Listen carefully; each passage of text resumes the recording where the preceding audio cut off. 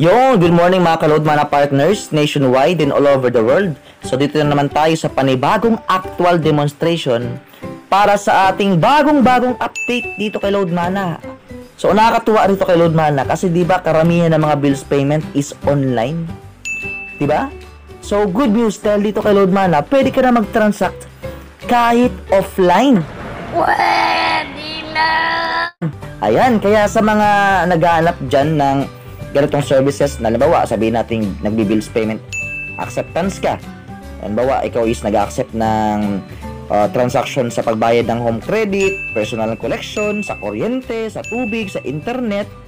And tapos, kailangan mo ng internet and minsan unstable yung internet dyan sa location nyo. Or minsan, brown out naman palagi kaya hindi magamit yung wifi.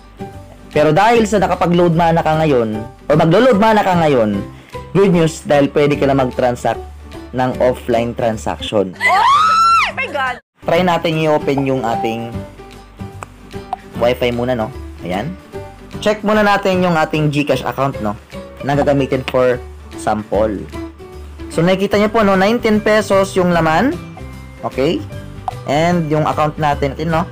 So, ngayon, punta po tayo sa Load Mana application. Ayan. Okay, pagka-open ng Load Mana application, so make sure po na naka-off po yung ating online transaction kasi nga gusto natin na offline po yung transaction. Tapos, make sure na meron po tayong available Mana wallet balance. Kasi, yun po yung gagamitin natin para makapag-transact sa bills payment. Ngayon, off na natin yung wifi.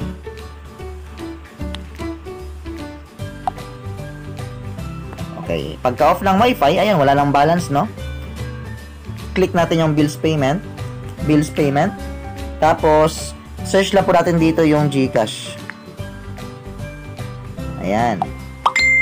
GCash. Okay, lagay natin yung number ng customer. Customer name, ayan. Okay, nakakatuwa po rito, no? Amount. Lagay natin 100 pesos kasi nga, garante ako, no? Ayan. For sample lang naman, no? Ayan, so click next. Ayan. And, pwede mo siyang i-save to favorite. Sabihin natin, suki mo na siya, no? Sabihin natin yung pangalan niya dito is, sabihin natin Badong. Okay, Badong. Okay. Ayan. So ngayon, kung nakalimutan po natin na, alam mo, sabihin natin na-refresh yung account, no? Na-refresh yung pag-fill up natin ng form. Dahil naka-save to favorite si Badong. Ayan, so click natin si bills payment ulit. Ayan, may kita nyo po, no, favorite billers. Ayan, si Badong. Click natin si Badong. Ayan, may kita po natin yung account ni Badong. Ayan. So, 100. Okay. Then, ito po, mapapansin nyo po, no, GCash advisory, cashing in is free in all over-the-counter outlets until you reach monthly limit of 8,000. After reaching this limit, a service fee of 2% will apply each time you cash in. Ayan, so ngayon, yung transaction natin sa bills payment kasi style parang cash in na rin sa Palawan. Na yung Palawan, pa nagpa-cash in tayo doon sa mga bayad centers, meron pong 8,000 na free for cashing in. And pag exceeded na po yan sa 8,000, meron na pong 2% charge. Ayan. And no, mapapansin nyo po, no, charge free na po yung bills payment natin from Load Mana to GCash. Ayan.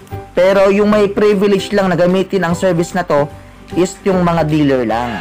Ayan. Pero pag once na retailer po tayo, makakapag-transact po tayo ng GCash pero hindi po natin magamit yung bills payment.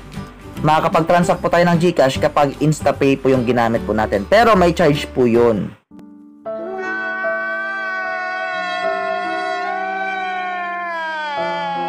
Kaya karamihan, mas pinipili talagang maging dealer over maging retailer lang.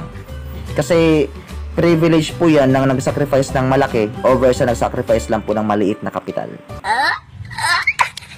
Ayan. So, click next na po, no? Ayan. And then, pay 100 pesos. Okay. So, mariredirect po siya sa right message. Kaya po siya offline transaction. Kasi, kahit walang internet, as long na meron po tayong pang-text, pwede po tayo makapag-transact dito. Bakit po kailangan ng pang-text? Kasi nga, yung gateway number po natin dito is 11 digits number.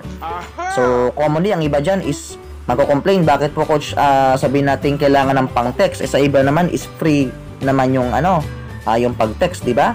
So kasi nga, saan tayo makakahanap ng negosyo na malaki yung rebates tapos all network transactions pa? Pwede ka mag-load wallet supplying, pwede ka maging cable loader, di ba? Pwede ka mag-bills payment, mag-instapay, pwede ka mag-smart padala, di ba? Pwede kang mag-easy pay transactions. So saan ka pa sa ganyang klaseng negosyo na kahit wala kang internet pero pwede ka mag-transact ng offline? Ngayon, ano lang po natin, no? I-send lang po natin. Ayan. So, kindly wait lang po, no? For how many seconds and papasok po yung transactions po natin. So, ayan. Pumasok na yung ating transaction. Mapapansin niyo po, no? From LMI, Dealer Copy, thank you for paying GCash with LoadMana transaction reference number. Ganito, ganyan. Kanina is 16,997. Ngayon po is 16,897. So, patunay lang yan na wala pong charge po yung transaction natin from LoadMana to GCash via bills payment. Ayan. And, open po natin yung ating Wi-Fi para makapag-open din po tayo ng ating GCash. Okay? Ayan. Para ma-verify natin kung legit nga ba talaga na pwede mag-transact kay LoadMana ng GCash kahit offline transaction. Okay? Kanina is 19 pesos. Ayan. Ayan, may nagpa-fund siguro. Ayan, kasi may nagpa-fund eh. So, naging 1.6 na, di ba? Pero mapapansin nyo po, no? Sa transactions po tayo para walang dayaan. Nakalagay po dyan, no? 100 pesos cash in from EasyPay. O, di ba? Kasi powered by EasyPay po yung transaction natin dito kay LoadMana. From LoadMana to GCash. Ayan. So, ganun po ka-legit yung negosyong ino-offer po ni LoadMana. And napaka-unique po ng ating ino-offer dito kay LoadMana kasi nga, offline transaction, tapos bills payment. Oh my God! Wow! Aside sa GCash, pwede kang pwede mag-cable in internet, ayan, ma-converge, di ba? PLDT, ano pa? Pwede ka mag-cable in internet, pwede ring, ito sa e-money, smart padala, pwede ring RCBC, Union Bank, Home Credit Cash In, Grab, Piso Pay. Diba? Marami pa mga services na ino-offer si LoadMana. Fund transfer. Ayan, may gate. Ayan, marami pa. Ayan. Okay, ayan, no?